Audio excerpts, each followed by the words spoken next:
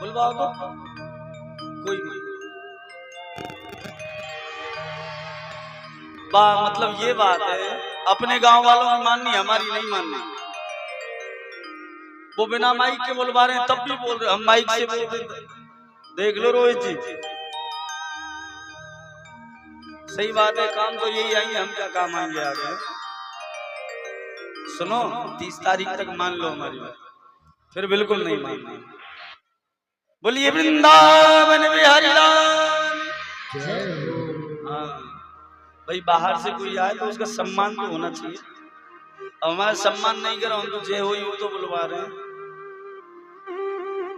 तो राम कृष्ण दो एक है और अंतर नहीं में, इनके नयन गंभीर है, इनके चपल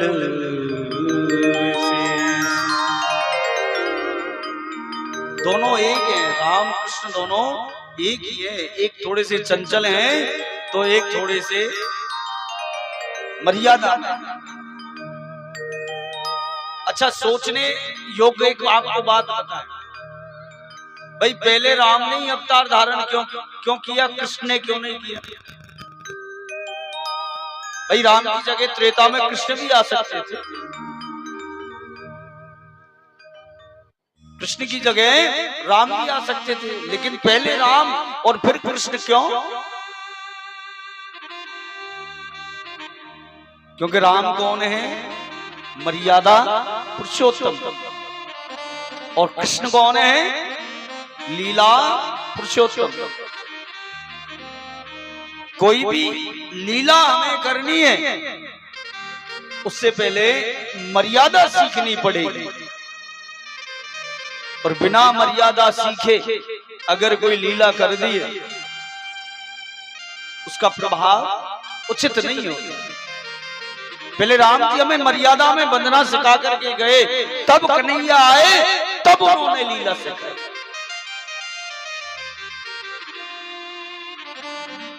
चले यहां से सूर्यवंश के और वर्णन की ओर।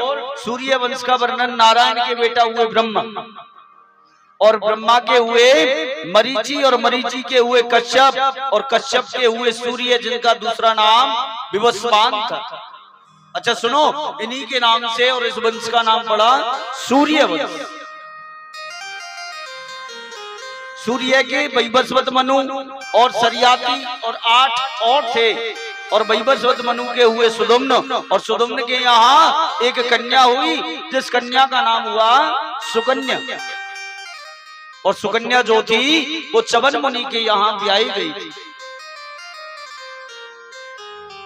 यहाँ पर राजा परीक्षित श्री सुखदेव जी महाराज से कहने लगे, बोले एक राजा की बेटी और एक महात्मा के लिए शादी कर दी, ऐसा क्यों महाराज?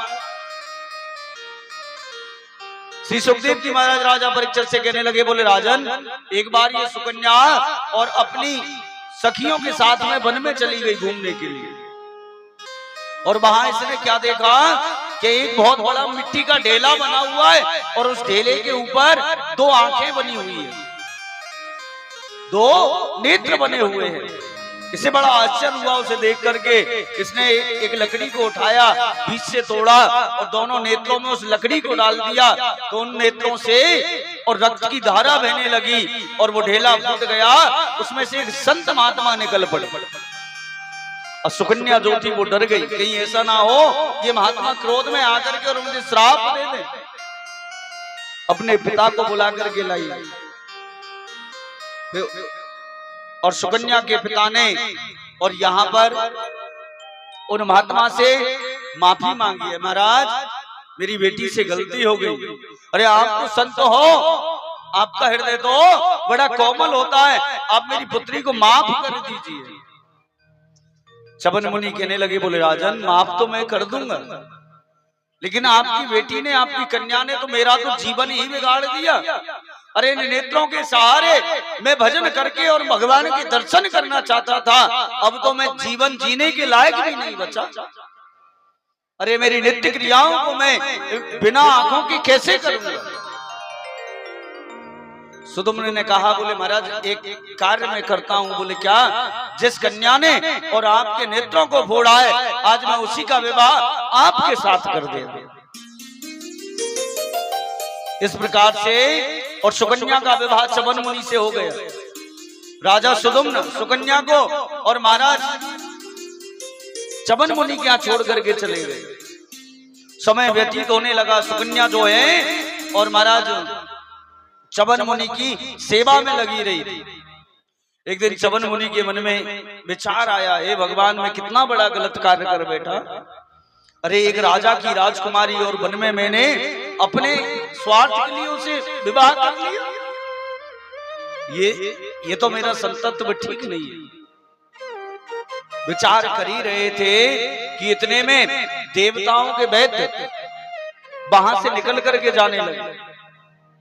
अब देवताओं के वैद्य जब जाने लगे तो महाराज चवन मुनि से मिले और चवन मुनि से कहने लगे, बोले महाराज, हम आपको सर्वांग सुंदर बना देंगे, आपके नेत्रों को ठीक कर देंगे, आपके नेत्रों में ज्योति हम ला देंगे, लेकिन उसके बदले आपको और एक काम करना पड़ेगा। बोले क्या?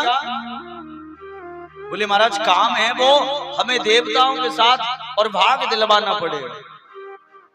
हमें वो डॉक्टर वैद्य मान करके और हमें दूर बिठा देते हैं, अपने साथ में अपनी पंक्ति में हमें यज्ञ इत्यादि में भाग नहीं दिलवाते। चवन मुनि ने कहा, बोले चिंता नहीं करो, हम और आप अपना अपना काम करते हैं, आप अपना काम करो और हम अपना काम करेंगे। आज चवन मुनि को ना जाने उन वैद्यों ने ऐसा कौन सा चवनप्राश खिलाया कि 16 वर्ष के वो हो गए, उनके नेत्रों में ज्योति आ गई। अच्छा देखो, उसी समय से एक पौष्टिक वृद्धि के लिए एक आइटम बना बाजार में बिकता है ना, चवनप्राश, है ना, उसी समय से बनाए। आज महाराज चवन मुनि 16 वर्ष के हो गए। एक दिन उधर सुदम्न के मन में आया, अरे बेटी को बहुत दिन छोड़े हुए हो गए, तो एक बार मिलना चाहिए। जाकर के देखा तो सुदम्न ने क्या देखा, अरे मैं तो एक बुजुर्ग और महात्मा के यहाँ बेटी को छोड़ के गया है, ये तो एक 16 वर्ष के बालक के साथ में, एक युवा पुरुष के साथ में बैठी हुई है। ये अच्छी बात नहीं है। अपनी बेटी को और बिना सोचे समझे बड़ा भला बुरा कहना प्रारंभ कर दिया। अरे कुलटा, तूने हमारे कुल का नाश कर दिया। मैं तुझे एक महात्मा की सेवा करने छोड़ के गया और तूने मेरे ऊपर कलंक लगा दिया। महात्मा को छोड़ करके एक युवान पुरुष के पास तू आकर के रहने लगी। देखो एक कहावत है, बिना विचारे जो करे सो पाछे पछताए।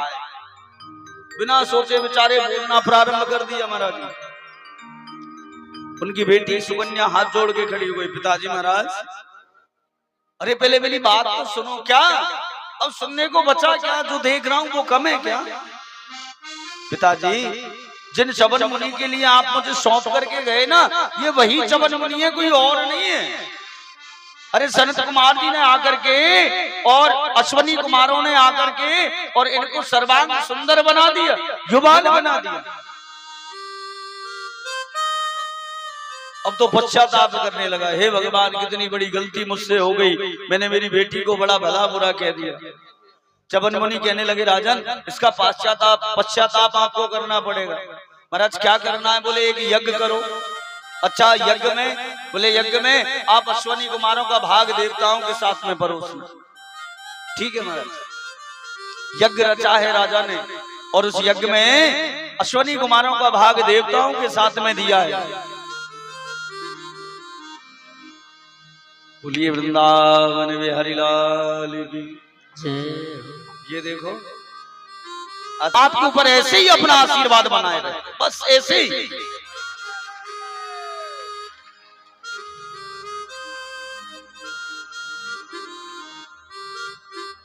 दो तीन दिन हमने कह रहे थे, मैंने भक्त तो सब होते हैं, लेकिन भक्त की भी एक क्लास, एक सीढ़ी होती है। ये नहीं सोचना कि आपका मुख देख करके मैं आपकी बड़ाई कर रहा हूं ना। आप मुझे लगता है उन भक्तों में। और आपकी जो क्लास है ना वो BA लेवल MA लेवल की क्लास है, वो LKG UKG वाली नहीं है।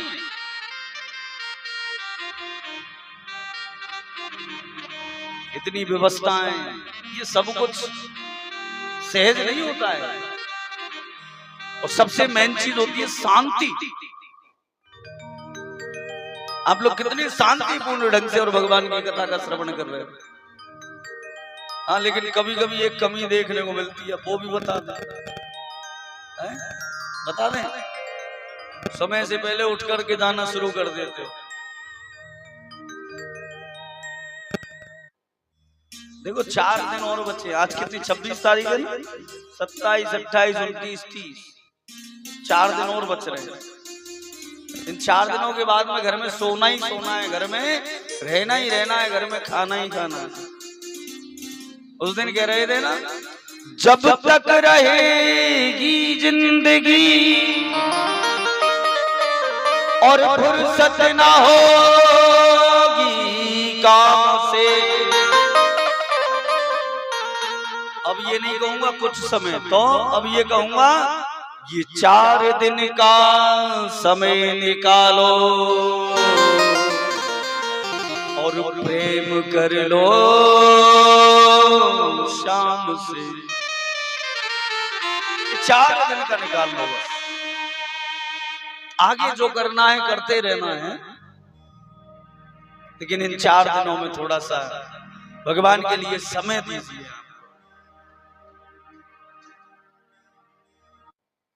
अच्छा, आज फिर हम फिर भूल गए कथा कहां चल रही है। बताओ कहां चल रही है? पढ़ गए एक ही दिन में। यही होता है मन। कहां? रूपोली में दुर्गा स्थान के सामने चल रही है। वाह, एक बार जोरदार ताली हो जाए अपने आप के लिए। बोलिए बाकी बिहारी लाल की। बहुत सुंदर। या चवन मुनि ने यज्ञ रचा है। यज्ञ में सनत कुमारों को भाग दिया देवताओं के साथ, और देवताओं ने जैसे ही अपने साथ में बैठा हुआ अश्वनी कुमारों को देखा, क्रोध में आ गए राजा इंद्र, और इंद्र ने अपना वज्र उठा लिया मारने के लिए। तो ना जाने चवन मुनि ने ऐसा कौन मंत्र फेंका कि राजा इंद्र का हाथ जड़ हो गया। अब तो इंद्र हाथ को इधर उधर हिलाना चाहे, लेकिन हाथ यहाँ हिले ना वहां हिले। मन में विचार करने लगा, ये क्या हुआ? चवन मुनि सामने बैठे हुए, राजन मैंने ये सब किया है। महाराज मैं आपके हाथ जोड़ता हूँ, मेरा हाथ ठीक कर दो। बोले कर देंगे, लेकिन एक काम करना पड़ेगा। बोले क्या? आज से अश्वनी कुमारों को अपने साथ भाग देना होगा। महाराज आप जैसा कहोगे वैसा करेंगे, लेकिन हाथ ठीक करो।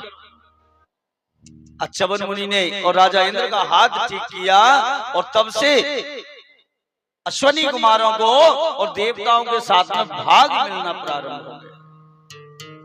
आगे चल करके और इसी वंश में नवक हुए, नवक के नाभाग हुए, और नाभाग के हुए महाराज अम्बरीश। अम्बरीश जो थे ना, क्या कहना इनका, वैष्णव तो है ही है, सूर्य वंश के राजा हैं, भगवान सूर्य के उपासक, भगवान वेंकटेश की पूजा करने वाले, अष्टयाम सेवा करना अपने हाथों से परमात्मा की। एक छत्र सम्राट जो इस धराधाम के थे, अष्टयाम अपने हाथों से परमात्मा की सेवा करते थे। अपने हाथों से भगवान के मंदिर को साफ करना, भगवान के लिए अपने हाथों से प्रसाद बनाना, अगर आटा निपट जाए तो खुद चक्की चला के आटा पीसना, भगवान के वस्त्रों को धुलना, फूल तोड़ करके लाना, माला अपने हाथों से बनाना। अरे संपूर्ण अष्टयाम सेवा स्वयं करते थे। और हम और आप छोटा सा पद मिल जाए, सबसे पहले क्या छोड़ दें? भगवान की सेवा करना। अरे टाइम कहाँ है, वहां पंचायत में जाना है, उसकी पंचायत निपटा के आना है, ये करना है वो करना है, समय ही नहीं है। क्यों भैया? अरे जिसने हमें भेजा इस दुनिया में, और उसी की सेवा करने के लिए समय नहीं, ये तो ठीक बात नहीं है। स्वयं सेवा करते थे। एक दिन क्या हुआ, गर्मी का मौसम था, राजा अम्बरीश और भगवान के प्रसाद के लिए हाथ से चक्की चला करके आटा पीस रहे थे। पहले माता बहनें घरों में चक्की चलाती थी हाथ से, आजकल तो ये इंजन की चल गई है, मशीन की चल गई है। पहले पत्थर की चक्की से आटा पीसा जाता था। स्वयं हाथ से चक्की चला रहे थे और भगवान के लिए आटा पीस रहे थे। गर्मी इतनी तेज थी कि पसीना बह रहा था। अब पसीना बहते बहते और नीचे टपकने वाला था। अगर आटे में टपक गया तो आटा अशुद्ध हो जाएगा, हाथ से पोंछ लें तो हाथ अशुद्ध हो जाए भगवान के प्रसाद के लिए, और आटा ठीक नहीं रहेगा। इतने में ही क्या उन्होंने महसूस किया कि अचानक और पीछे से शीतल मंद सुगंधित और एक हवा का झोंका उनके ऊपर आना प्रारंभ हो गया। वो वायु का वेग, इतना अलौकिक वेग कि पहले राजा अम्बरीश ने कभी महसूस नहीं किया। पीछे मुड़ करके देखा तो देखते ही कौन नजर आया, परमात्मा नारायण, और स्वयं अपने दुपट्टा से और राजा अम्बरीश की हवा कर रहे। राजा अम्बरीश साष्टांग चरणों में दंडवत प्रणाम कर दिया, प्रभु इतना बड़ा अपराध और मुझसे क्यों करवाते हो? अरे मेरी सेवा आप करोगे ये ठीक नहीं है प्रभु। अरे मैं आपकी सेवा करूं या आप मेरी ये? भगवान बोल पड़े, राजन अरे एक छत्र सम्राट होने के बाद में और आप मेरी अष्टयाम सेवा करते हो, तो थोड़ी सी सेवा अगर मैं कर दूं तो क्या बुराई है? अम्बरीश के नेत्र सजल हो गए। भगवान ऐसी कोई त्रुटि मुझसे नहीं हो जाए, ऐसा कोई अपराध मुझसे नहीं हो जाए कि मैं आपकी भक्ति से वंचित हो जाऊं। भगवान कहने लगे, राजन अगर कोई त्रुटि होती, कोई अपराध अगर होता तो मैं सम्मुख खड़े होकर के तेरा हवा नहीं कर रहा। बने तो अम्बरीश जैसे भी तो बनो, लेकिन नहीं। पूछने वाले आते हैं, महाराज भगवान कैसे मिलेंगे? कुछ लोग ये कहते थे, अरे यही नहीं, भगवान तो दर्शन ही नहीं देते, कहते हैं ना। कल हम यहाँ खड़े थे पंडाल में, सबके जाने के बाद में लौट करके आए थे दोबारा यहाँ। हमारे कुछ बेला चांद से भक्त लोग आए थे, हमारे साथ एक भैया थे। बोले दुनिया ढूंढती है भगवान को, यहाँ ढूंढा वहां ढूंढा, और अंत में कह देती है बोले भगवान तो है ही नहीं, भगवान तो है ही नहीं है। लेकिन प्यारे अगर सही से ढूंढोगे तो भगवान यही है। मैंने कहा मैं कैसे? देखो बहुत बड़ी बात कही उन्होंने, अब नाम तो नहीं लूंगा, बहुत बड़ी बात कही उन्होंने। बोले महाराज शब्द पर ध्यान दो। बोले, मैंने कहा क्या? बोले भगवान, 4 शब्द हैं, पहला भा, दूसरा गा, तीसरा बा और चौथा ना। मैंने कहा इसमें क्या बड़ी बात है? बोले भा का मतलब क्या? बोले भूमि, ये भी तो भगवान की है, भगवान ने तो बनाया, भगवान का निराकार रूप है। दूसरा बा, बोले वायु, जो हम महसूस करते हैं, जिसके कारण हम जी रहे हैं। बात तो सही है। दूसरा गा, तीसरा बा, दूसरा गा, गा में क्या है? बोले दूसरा गा से गगन, ये भी तो परमात्मा का ही स्वरूप है। तीसरा बा वायु, जो हम आप महसूस करते हैं, जिसके कारण जिंदा है। चौथा का बोले ना। उन्होंने कहा नदी और हमने कह दिया कि नीर। नीर यानी होता है जल, जल भी हमारे जिंदा रहने का कारण है, और वही परमात्मा का ही स्वरूप है। अरे ढूंढो तो कण कण में मिलता है, कहाँ नहीं है भगवान? हरि व्यापक सर्वत्र समाना, और प्रेम ते प्रकट होए में जाना। प्रेम नाम की तो चीज बची नहीं, वही बस वासना का प्रेम बचा है।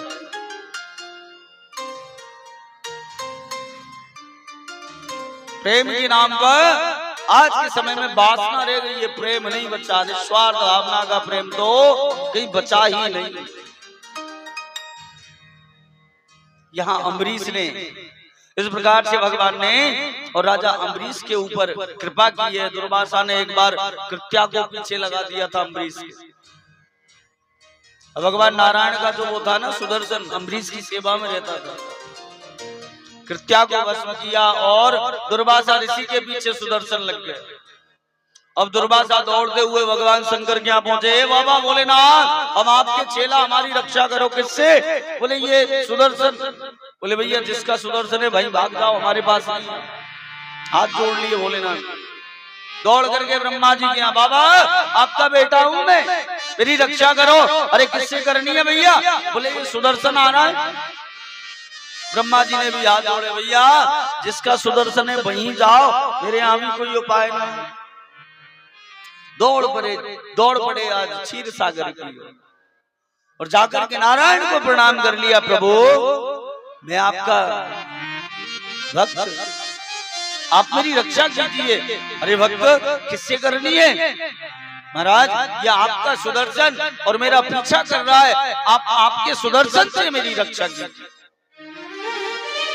भगवान नारायण ने भी वहां कह दिया, महात्मा ये सुदर्शन आज मेरे बस में नहीं है, ये सुदर्शन आज मेरा नहीं है। क्यों? अरे ये जहां से आया, जिस किसी के पास से आया, ये सुदर्शन उसी की आज्ञा में। और सुनो मुनि, मैं तो पराधीन हूं। नारद जी ने कहा था ना राम जी से, परम स्वतंत्र न सर पर कोई। अरे आप स्वतंत्र हो, आपके ऊपर कोई है ही नहीं है, जो मन में आता है वो कर देते हो। लेकिन आज नारायण ने स्वयं कहा मैं पराधीन हूं, मैं भगतन को दास, भगत मेरे मुकुट मणि। मैं तो मेरे भक्तों का दास हूं। मुनि जहां से ये सुदर्शन आया आप वहीं चले जाइए, आप वहीं पर जाकर के और ये शांत हो सकता है। दौड़ पड़े वापस अम्बरीश के यहाँ, आकर के अम्बरीश को साष्टांग प्रणाम कर दिया दुर्वासा ने।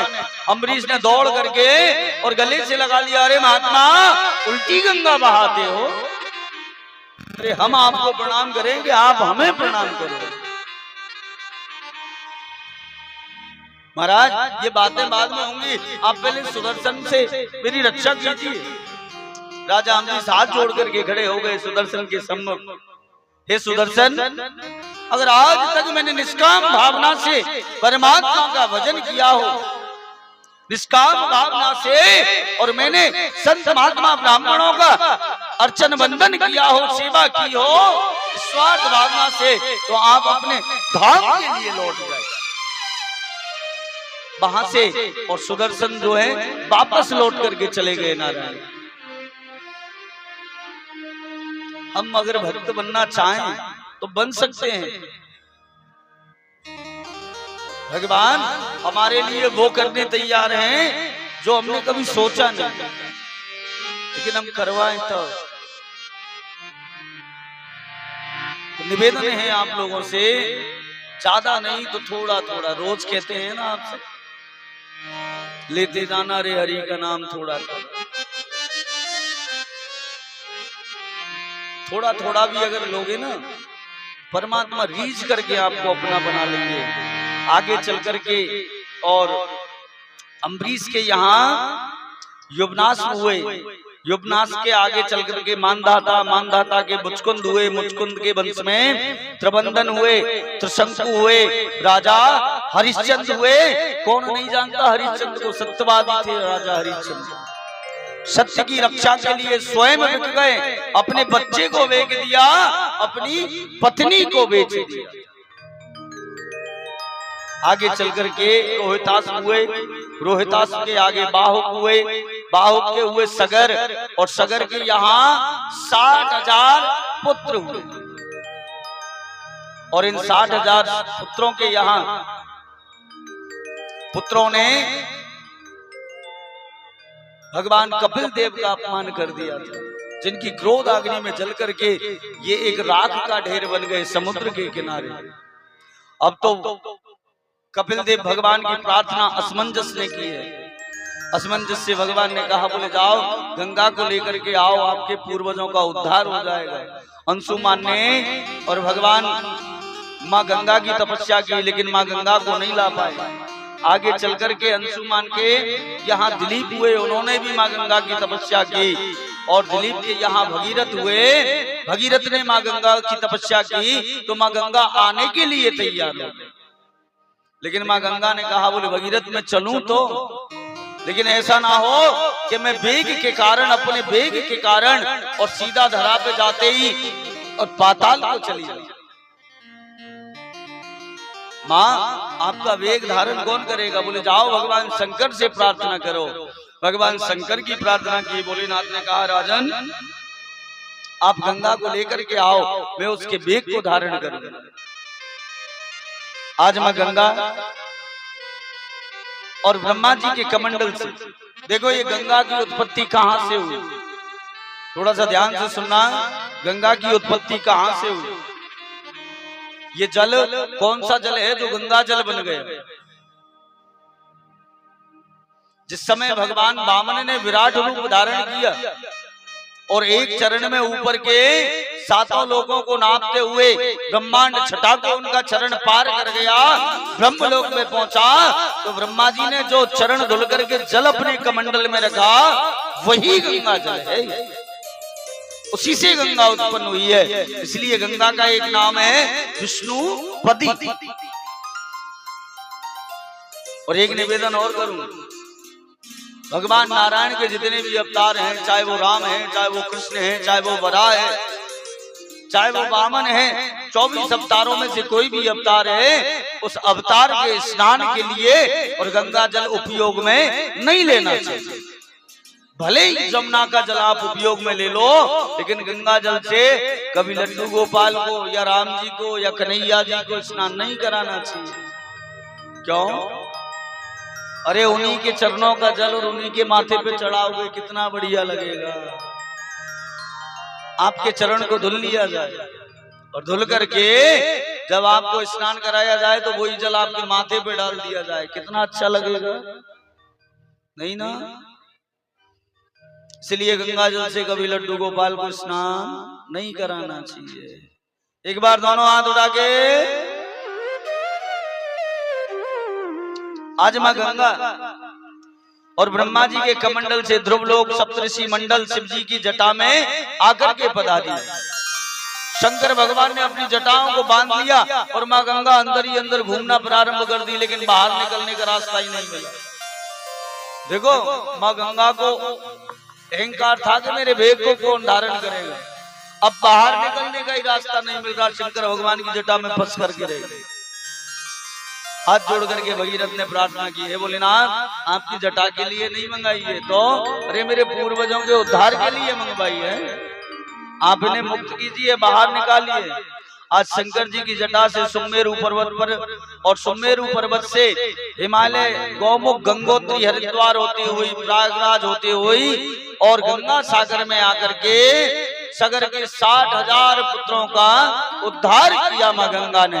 बोलिए गंगा मैया की।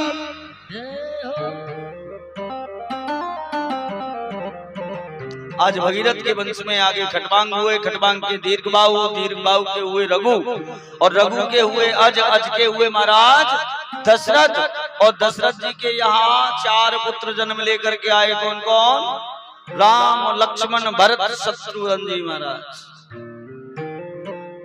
अब श्री सुखदेव जी महाराज से राजा परीक्षित कहने लगे, बोले भगवान आप चटपट में भगवान राम की कथा समाप्त नहीं करें, थोड़ा सा विस्तार तो आप श्री राम कथा का कीजिए। राजा परीक्षित से श्री सुखदेव जी महाराज कहने लगे, बोले राजन रघुकुल के जो राजा थे उनमें एक विशेषता रही। क्या? बोले रघुकुल के राजाओं के यहाँ जल्दी से और संतान उत्पन्न नहीं होती थी। कोई यज्ञ के द्वारा उत्पन्न होता था, कोई चरु बनाया तब उत्पन्न हुआ, कोई जल अभिमंत्रित करके दिया तब रानी के यहाँ संतान हुई। तो ये विशेषता थी रघुकुल के राजाओं के यहाँ कि संतान जल्दी से उत्पन्न नहीं होती थी। और सुनो आगे द्वापर का वर्णन सुनोगे, और द्वापर में आएगा यदुवंश का वर्णन। तो यदुवंश में भी एक विशेषता थी, क्या? वहां के राजकुमारों का जल्दी से विवाह नहीं होता था। वहां के राजकुमार कोई कन्या को भगा के ले आए, कोई उठा के ले आए, कोई बड़ा मुश्किल से फेरा पड़ते थे उनके। तो महाराज जो रघुकुल के राजा थे दशरथ जी महाराज, उनका चौथापन आ गया, और उनके चौथापन आते तक भी उनके यहाँ कोई संतान उत्पन्न नहीं। एक दिन महाराज दशरथ बैठे बैठे और आईना में अपना मुख निहार रहे थे, कान के पास और सफेद बाल दिखाई देने लग गए। देखो पहले जब सफेद बाल आते थे ना तो बुढ़ापे का इशारा होता था। आजकल तो जन्म लेते ही सफेद बाल आ जाते हैं। आजकल अगर सफेद बाल आए तो बुढ़ापे का इशारा नहीं तो कैल्शियम की कमी है। क्यों बीरबल? अच्छा, जिसको पूरे बाल भी नहीं आए उसको भी कैल्शियम की कमी है। बहुत से लोगों को देखा होगा उम्र कितनी, बोले 40 वर्ष, बोले 2 बाल मूंछ में और 2 बाल दाढ़ी है, खर्चा बच जाता होगा।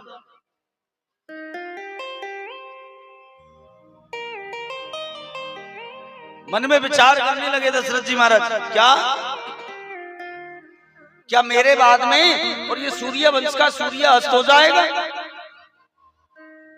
अपने गुरुदेव के पास गए, वशिष्ठ मुनि के पास जाकर के और कहने लगे, बोले महाराज क्या मेरे बाद में और ये सूर्य वंश समाप्त हो जाएगा? आज वशिष्ठ मुनि ने कहा, बोले राजन ऐसा नहीं है, तो आप चलो, एक महात्मा है उनके यहाँ जाकर के हम प्रार्थना करेंगे। आज एक श्रृंगी ऋषि है, उनके यहाँ जाकर के और प्रार्थना की। श्रृंगी ऋषि ने कहा, बोले राजन आपके यहाँ पुत्रेष्टि यज्ञ करना पड़ेगा।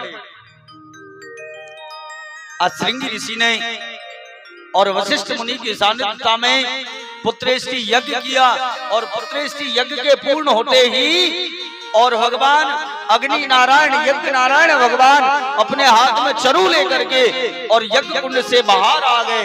बोलिए यज्ञ नारायण भगवान की जय हो। और उस चरु को उन्होंने श्रृंगी ऋषि को दिया, श्रृंगी ऋषि ने वशिष्ठ मुनि को दिया, और देते ही राजा दशरथ को दिया। राजा दशरथ ने अपनी तीनों रानियों को बराबर भागों में उस चरु को बांट दिया, और चरु को बांट करके तीनों रानियों ने उस चरु को प्राप्त किया, पा लिया उस चरु को। और सुनो, जिस दिन से उन रानियों ने उस चरु का पान किया, उस चरु का पान किया, उसी दिन से उन्होंने गर्भ को धारण किया। अन्यत्र पुराण में एक कथा आती है, थोड़ा सा ध्यान से सुनना। माँ कैकेयी के हाथ से और उस चरु को एक चील नाम का पक्षी उठा करके ले गए। देखो भागवत में या रामायण में नहीं आता है, अन्यत्र पुराणों में आती है। ब्रज के संतों से हमने इसका श्रवण किया है। और वो चील पक्षी जो है ना, उड़ता हुआ जा रहा था, तो पंपापुर में, पंपापुर से आगे जहां उस वन के राजा हनुमान जी के पिताजी कौन थे? केसरी महाराज। केसरी के प्रदेश में और मां अंजना पर्वत पर बैठ करके भजन कर रही थी भगवान का। वहां पर कोई मरे हुए सांप को चील पक्षी ने देखा, हम मुंह से उसके से चरु छूट गया, वो मां अंजना की गोद में जाकर के गिरा, और उस सांप को उठा करके वो चील पक्षी उड़ गया। भगवान का प्रसाद मान करके और मां अंजना ने उस चरु को ग्रहण कर लिया, और इधर दोनों रानियों ने अपने अपने चरु में से 2-2 भाग किए, और 2 भाग मां कैकेयी को प्रदान कर दिए। इसलिए कैकेयी के यहाँ कितने बेटा हुए थे? कितने बेटा थे कैकेयी के? 2, 1। क्या नाम था कैकेयी के बेटा का? भरत और शत्रुघ्न जी महाराज? नहीं, अकेले भरत जी थे। और कौशल्या के यहाँ एक राम जी।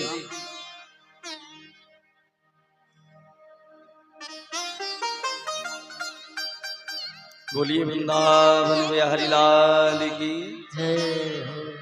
तो देखो उस चरु को मां अंजना ने जो पान किया था ना, इस कारण से अन्यत्र पुराणों, भागवती में नहीं है ये कथा, अन्यत्र पुराणों में बताया गया है कि हनुमान जी उसी चरु के खाने से उत्पन्न हुए और हनुमान जी को इसलिए राम जी का भाई माना जाता है।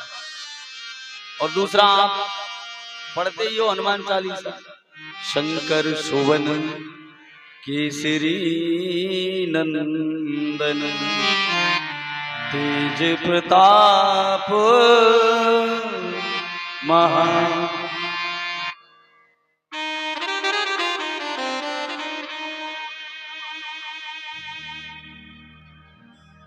शंकर जी के सुवन बताए गए, शंकर सुवन, और दूसरा कहा केसरी नंदन।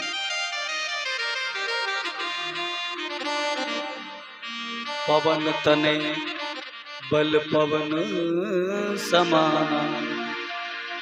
एक तरफ कहा कह रहे हैं बोले पवन पुत्र भी, किस किस का माना।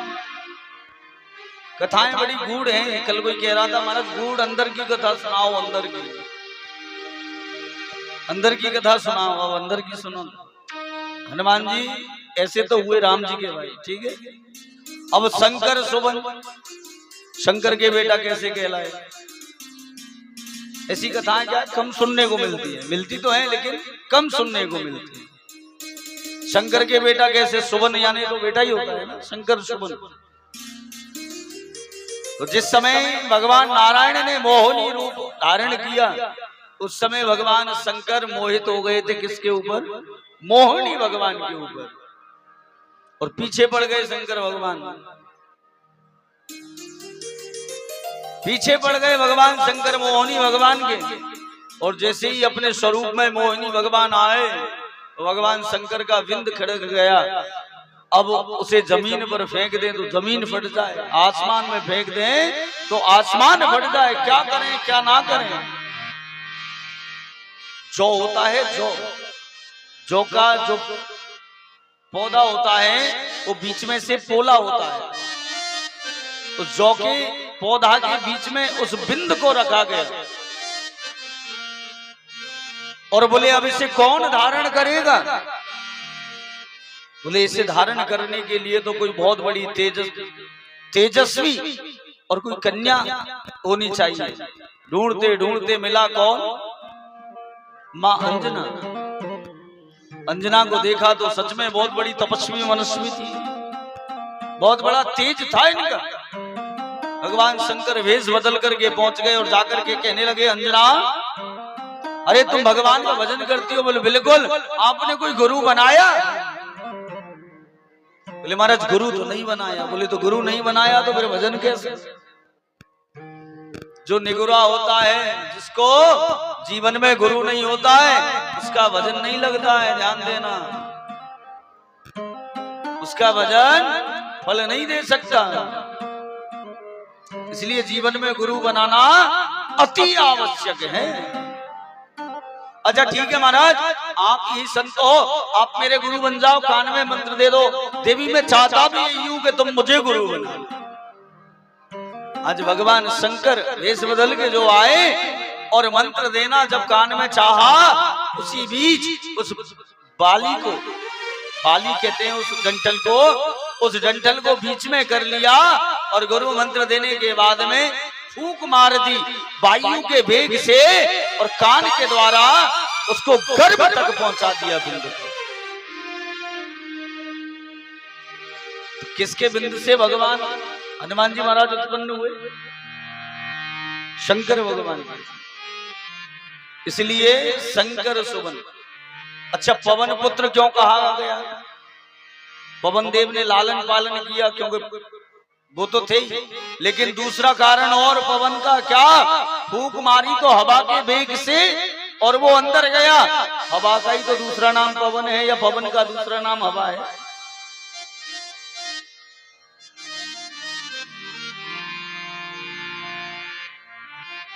तो देखो ऐसी कथाओं में घुस तो जाए लेकिन निकलना बड़ा मुश्किल हो जाता है।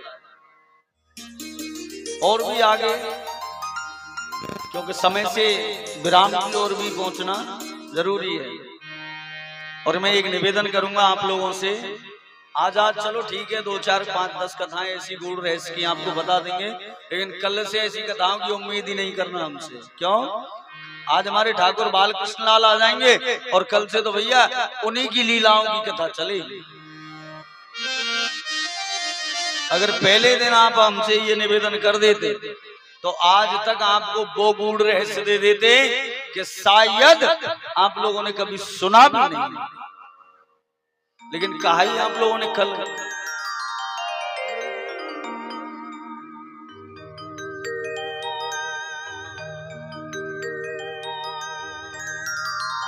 साढ़े 7 बज गए, ये लोग घड़ी दिखा रही है, करेंगे।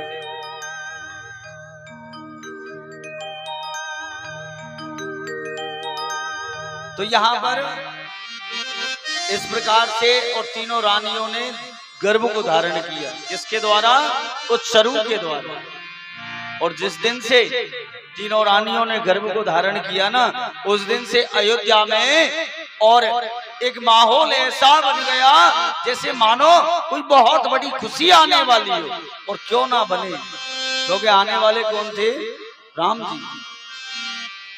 समय व्यतीत होता गया धीरे धीरे और भगवान के अवतार का समय नजीक आ गया। कौन सा? नौमी तिथि मधो मास पुनीता शुक्ल पक्ष अभिजित हरि।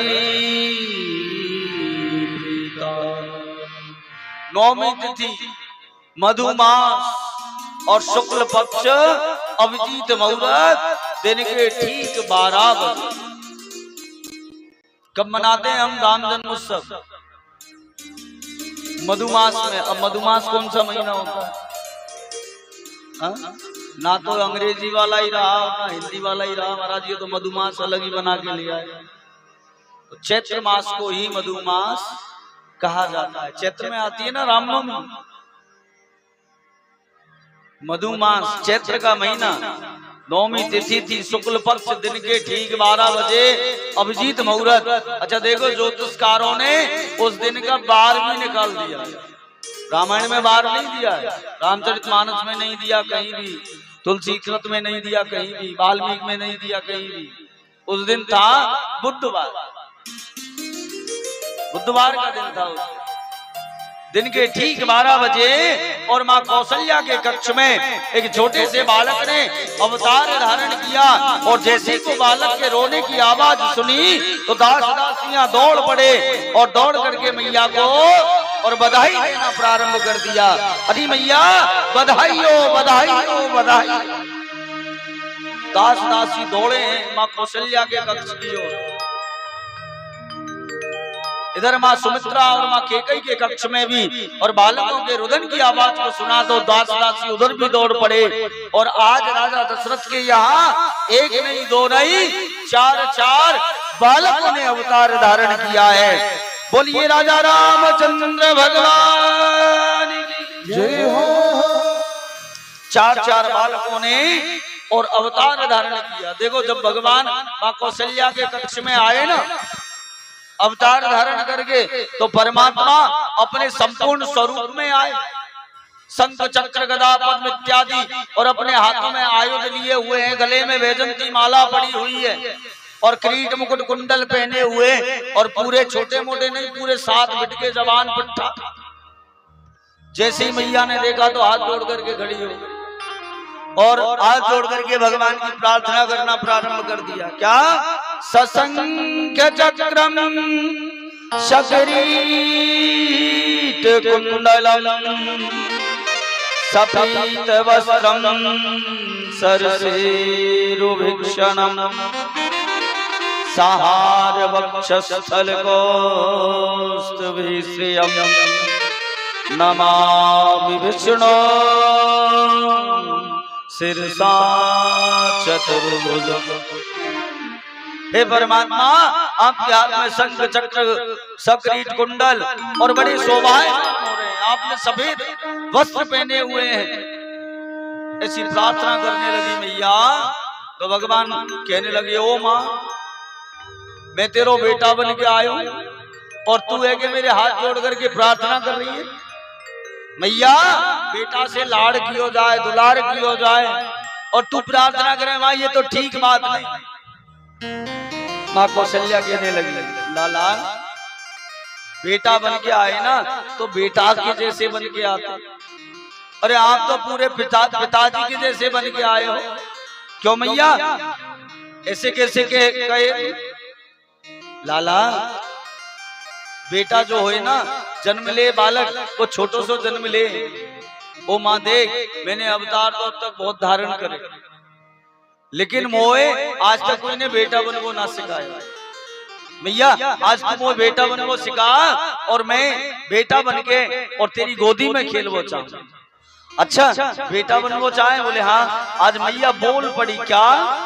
अरे माता पुण्य बोली सोमत डोली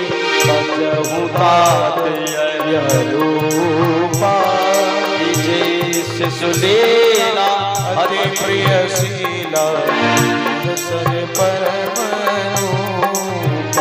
सुन चल सुजाना गोदन ठाना कोई बालक सुर भूपा चरित जिगाई हरि पद पावै तेना पढ़हि भव कूपा। आज मैया बोल पड़ी, क्या? माता पुन बोली सोमत डोली सजौता ये रूपा। मैया ने कहा, अरे लाला, ये जो स्वरूप है इसको त्याग दो। अच्छा मैया, ये ले त्याग दिया, छोटे से बन गए भगवान। ओ बेटा, बालक जब जन्म ले ना तो 2 ही हाथों में 4 हाथ ना हो। अच्छा ये लो 2 हाथ गए, 2 बचे। अच्छा मैया, अब बोले ये तू हथियार लेके जन्म लेके आया, बालक कोई हथियार लेके पैदा हो? अच्छा ठीक है मैया, ये शंख चक्र गदा पद्म इत्यादि भगवान ने अपने और अदृश्य वहां से कर दी। माँ अब ठीक है बेटा, बालक जब जन्म लेवे ना तो ये वस्त्र पहन के, ये माला आभूषण पहन के, ये किरीट मुकुट पहन के जन्म ना ले तो अरे नंगो ही पैदा हो गए। तू तो पूरे वस्त्र पहने। मैया, आज तक देख मैंने बालक ना बनो ना, आज भगवान और छोटे से हो गए हैं, अपने नग्न अवस्था में आ गए। अम्मा कौशल्या से बोल पड़े, माँ अब तो मैं बेटा बन गया। अब भी एक कमी है लाला। क्या कमी है मैया? देख, बालक जब जन्म लेवे ना तो बोले नहीं, अरे तू तो बाबान की तरह बोल लो, तू बालक बन। बालक है ना, जन्म ले तब बोले ना है तो बोले रोवे, माँ रोना ही नहीं आता है। भगवान बोल पड़े, मैया रोना ही नहीं आता, बोले जैसे भी आए चाहे ढोंग कर ले रोवे। बहुत से लोगों को देखा होगा, कहीं अगर ऐसी जगह पहुंच जाए कि जहां रोने की बड़ा करुण क्रंदन चल रहा हो और नहीं चाहते हुए भी आंखों से आंसू आ जाए, तो बहुत से लोग होते हैं जिनको आंसू नहीं आते। अब देखो, बुरा नहीं मानना, एक प्रजाति है हमारे देश में जिनको रोना नहीं आए ना तो भी वो जबरदस्ती रोने का ढोंग कर लेते हैं। कह दें नहीं कहेंगे, फिर कहेंगे हमारा धार्मिक मंच है, राजनीतिक मंच नहीं है। ये समझदार के लिए सारा काफी। अरे कैसे भी रोना नहीं आए तो बोले चूक निकाला आंसू, ये लो। बुरा हुआ, बड़ा बुरा हुआ। ऐसे गंभीर हो जाते हैं, हे भगवान, जैसे पूरा पहाड़ इनके ऊपर टूटा हो। भगवान से कहा, बोले बेटा चाहे कुछ भी कर ले, रोना तो तुझे पड़ेगा। आज भगवान ने ओम ओम कह करके और मैया की बात को सुन करके, सुन वचन सुजाना रोदन ठाना होए बालक शुरभूप। छोटे से कर राम जी ने और आज रोना प्रारंभ कर दिया है। आए चलें और भगवान की स्तुति के माध्यम से हम और आप भगवान का और चारों भैयाओं का यहाँ पर और जन्मोत्सव मनाएं। उसके बाद में सूक्ष्म रूप से राम कथा का श्रवण करते हुए और भगवान बालकृष्ण लाल के जन्म की ओर बढ़ेंगे। भाई प्रगति कृपाला दीन दयाला कौशल्या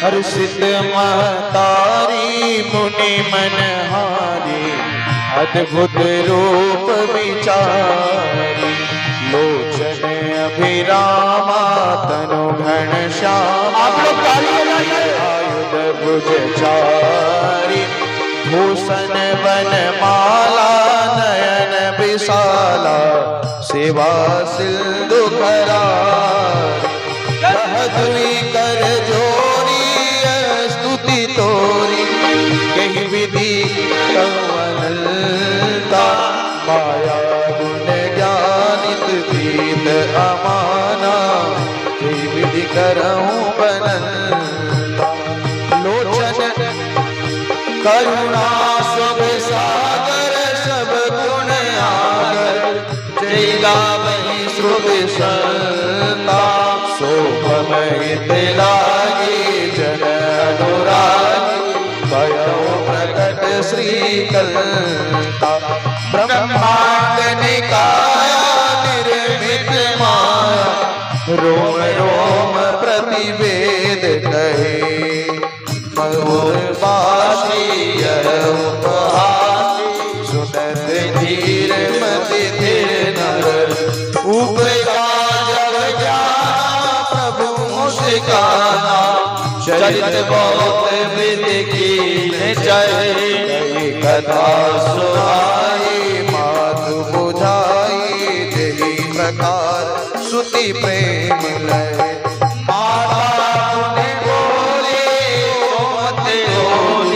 जजउतात रूपा की जय शिशुशीला अति प्रियशीला यह सुख परम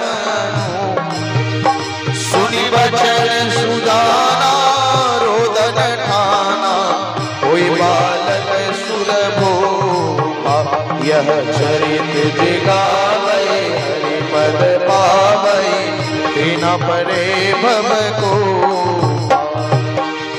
विप्रधेनु सुर संतेत लीन मनुज अवतार निज इच्छा निर्मित तनु माया गुण गोपाल। भगवान ने यहाँ पर और अवतार धारण किया है। बोलिए दशरथ के लाला की जय हो। आज जो दशरथ जी महाराज जिनके यहाँ एक भी संतान नहीं थी, जिनके यहाँ एक भी संतान नहीं थी, उनके यहाँ आज चार संतान उत्पन्न हो गई। 4 गुनी खुशी राजा दशरथ के आंगन में हो गई। समय व्यतीत होने लगा। मां से देवस मां देवस बोनी और मरम न जाना को। ऐसा उत्सव मना कि किसी को पता भी नहीं चला कि ये एक दिन कितने महीने का हो गया। अब देखो, दिन का समय था, भगवान सूर्य वंश में अवतार धारण करके आए, तो सूर्य भगवान ने और महीनों का 6 महीने का दिन बना लिया था। और सबको बड़ी प्रसन्नता हो रही थी, लेकिन कोई एक था जिसको बड़ा दुख। कौन? चंद्रमा। और चंद्रमा हाथ जोड़ करके भगवान नारायण के यहाँ पहुंच गया। प्रभु मेरे दुख का निवारण कीजिए। क्या भैया चंद्रमा तुझे कौन सा दुख है? बोले प्रभु आपने अवतार धारण किया है, मैं आपके दर्शन नहीं कर पा रहा। क्यों? अरे सूर्य आगे बढ़े तब ना मैं आऊं, वो तो आगे ही नहीं बढ़ रहा। उसने 6 महीने का दिन बना लिया, अब मैं क्या करूं? भगवान ने कहा, बोले अगली बार और मैं चंद्रवंश में अवतार धारण करके आऊंगा। अरे तुम भी 6 महीने की रात बना लेना, क्या बुराई है? महाराज कब द्वापर आएगा, कब आप अवतार धारण करोगे, कब मैं 6 महीने की रात बनाऊंगा? मुझसे से नहीं होता था। अभी के लिए तो कुछ कीजिए। भगवान ने कहा बोले चिंता ना करो, अभी के लिए भी आपके लिए मेरे पास और एक पारितोषिक इनाम है। बोले क्या? बोले दुनिया वाले और मुझे राम के नाम से जानेंगे, मेरा नामकरण जो होगा वो राम होगा, लेकिन दुनिया वाले जो मुझे जानेंगे ना वो अकेले राम नाम से नहीं जानेंगे, तो दुनिया वाले कहेंगे मुझसे राम चंद्र। इसलिए कहा जाता है बोलिए राजा रामचंद्र भगवान जय हो। भगवान के राम के नाम में चंद्र क्यों लगा? चंद्रमा को पारितोषिक दिया राम जी ने। प्रत्येक शब्द के पीछे कोई ना कोई अर्थ होता है। कल एक छोटा सा बालक, कल की बात है परसों की, हमारे पास हम छत पे बैठे हुए थे धूप में। महाराज जी एक प्रश्न है मेरा, मैं क्या नाम, क्या प्रश्न है बेटा? अब उसे अपने नाम में कुछ गड़बड़ लगा होगा, ऐसा लगता होगा कि मेरे नाम का अर्थ कुछ गलत है। महाराज मेरा ये नाम है और आप इस नाम का अर्थ बता दीजिए। हमने उसे अर्थ बताया, संधि विच्छेद करवाया और संधि विच्छेद किया तो लास्ट में कुछ शब्द ऐसा आ रहा था, अब मैं नाम लूंगा तो फिर आपको लगेगा कि आप उन्हीं की बातें कर रहे हो। संधि विच्छेद किया तो नाम में अंत में कुछ ऐसा गड़बड़ आ रहा जो थोड़ा सा मन को कष्ट देने वाला शब्द। मैंने कहा मेरी बेटा इस नाम की कोई संधि विच्छेद होती ही नहीं। जैसे पहले दिन कह रहे हैं ना, आनंद का कोई विलोम शब्द नहीं होता, ऐसे तीन शब्द हैं सत्यम शिवम और सुंदरम, इनका भी कोई संधि विच्छेद नहीं होता। सत्यम का अर्थ पूर्ण शब्द का ही निकालना होगा और शिवम का भी अर्थ पूर्ण शब्द का निकालना होगा और सुंदरम का भी पूर्ण शब्द का ही अर्थ निकालना होगा। इनकी संधि विच्छेद नहीं होती है।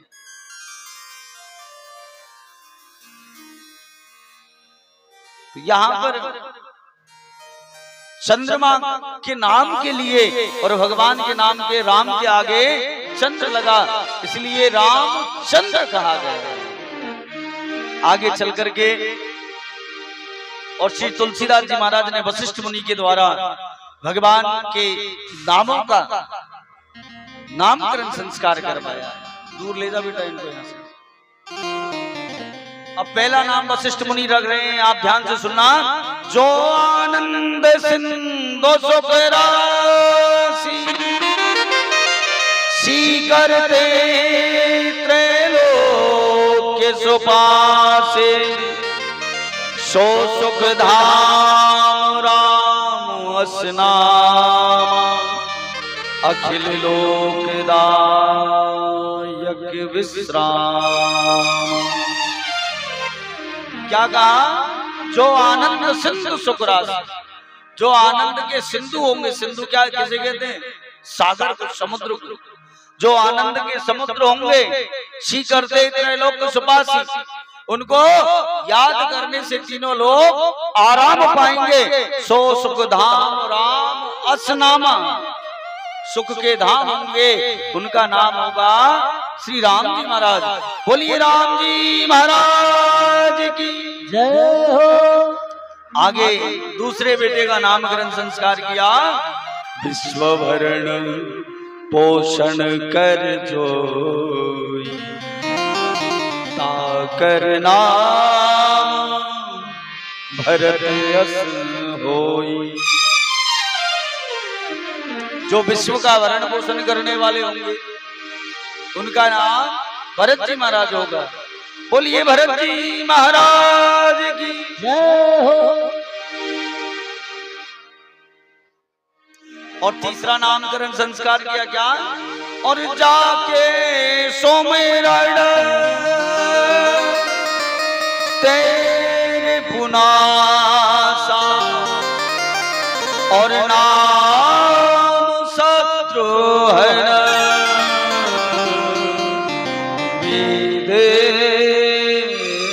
प्रकाशा। तीसरा नाम बड़ा सुंदर रखा। क्या कहा? बोले जाके सुमरण तेर विनाशा, जिनके स्मरण करने मात्र से रिपु किसे कहते हैं? दुश्मन को। दुश्मनों का नाश हो जाए महाराज, उनका नाम रखा शत्रुघ्न लाल जी। बोलिए शत्रुघ्न लाल जी महाराज जय हो। अब यहाँ एक मन में विचार आ जाता है, बोले राम जी से बढ़िया तो शत्रुघ्न लाल जी का नाम है। क्यों? बोले शत्रुओं का नाश हो जाता है, और आज के समय में शत्रुओं की संख्या किसी की भी कम नहीं है। किसी से हम कह रहे थे मेरी कथा सुनने आना, कितने बजे तक? मैंने 8 बजे तक विराम हो जाता। महाराज रात में जाने से परहेज कर रखा। क्यों? अरे बड़ा पद ले रखा है ना। अब ये लोग शत्रुओं का डर है, वो परहेज नहीं है, वो डर है शत्रुओं का। परहेज तो दवाई के लिए कुछ खान पीन का होता है, रात में आने जाने का थोड़ी होता है। परहेज है थोड़ा सा। बढ़िया भैया अपने घर बने रहो, काय का था में। अच्छा शत्रुओं का नाश, ये दुनिया वाले शत्रुओं का नाश नहीं करता शत्रुघ्न लाल जी का नाम, तो हमारे शरीर के अंदर जो राम का नाम लेने में विघटन पैदा करते हैं, उन शत्रुओं का नाश करता है। काम क्रोध लोभ मोह मत्सर ईर्ष्या।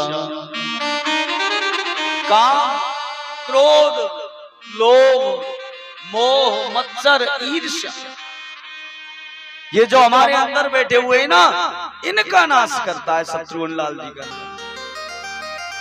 और